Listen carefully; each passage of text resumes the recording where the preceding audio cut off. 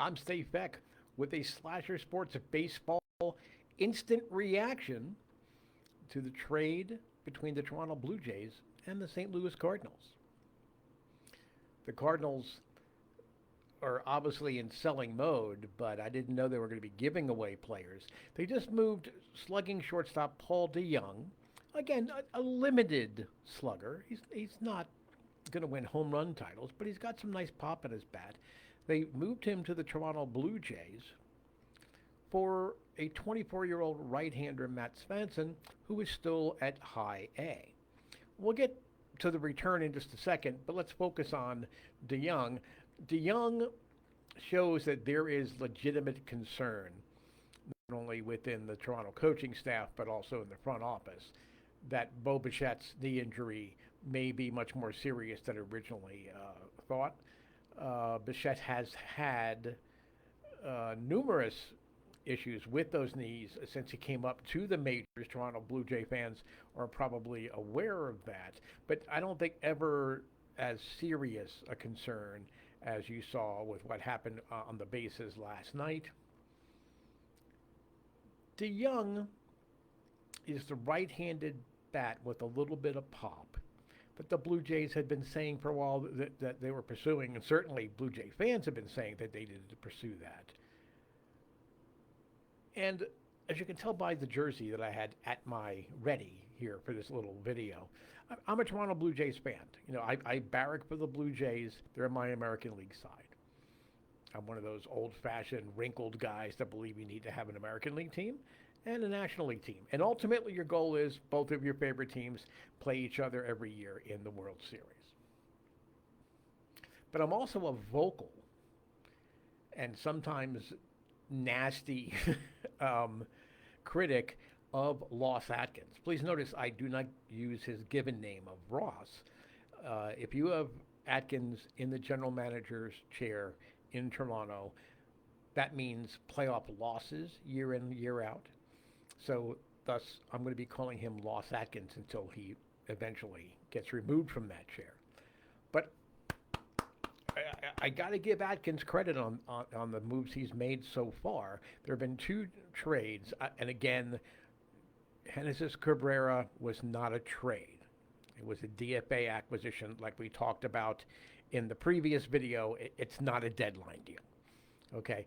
But he picked up two key players that he needed to, that the situation dictated that he acquire because of the fact that unforeseen injuries have popped up. He picked up Jordan Hicks from the Cardinals. That's because Jordan Romano, their all-star closer, not only had a tweak during the all-star game, he's now on the 15-day IL because of a recurrence of that back issue. Bo Bichette hurts his knee. He goes out, and he picks up Paul DeJong, who is probably one of the highest-rated infielders that are on the market. I guess you could throw Tim Anderson into that mix, though Anderson has not been traded to date by the White Sox. But this is not Atkins' MO. I mean, he's a guy that loves him some prospects, but I think something that has helped him this year has been the presence of former Astros general manager James Click as part of the front office. He is the vice president for baseball strategy, which in essence is a general manager, but without picking at Ross Atkins at a good moment for him.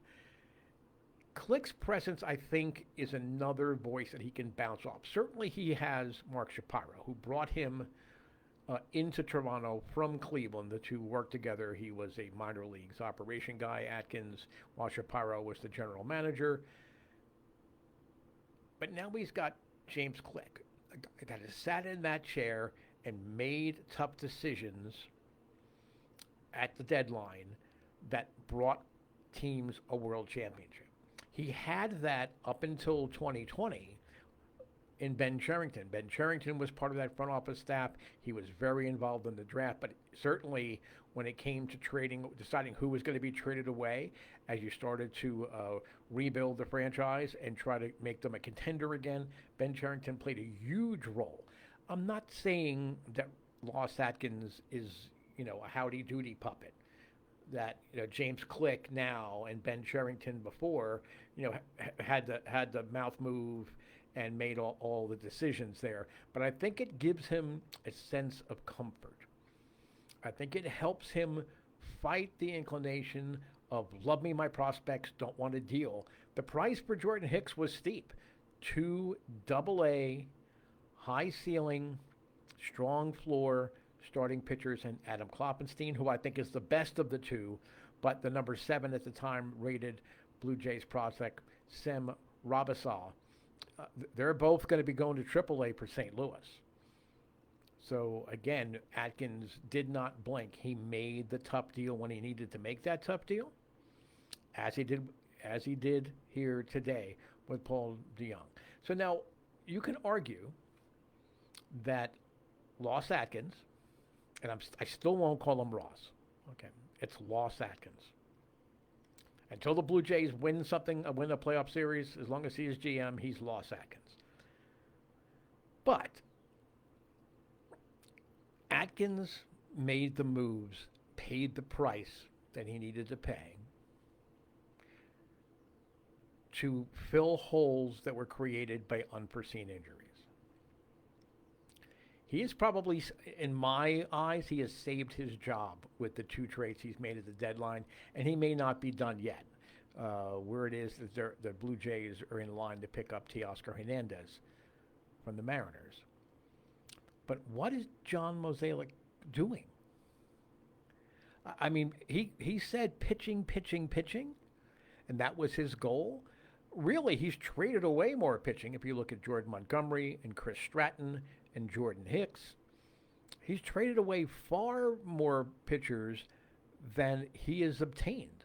And the pitchers that he has obtained are not going to be certainly ready this year.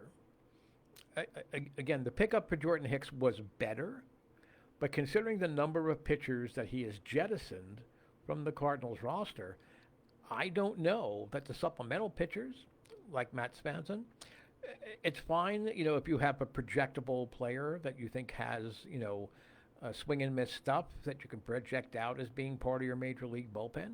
Okay, that's great. But he's 24 years old pitching at high A.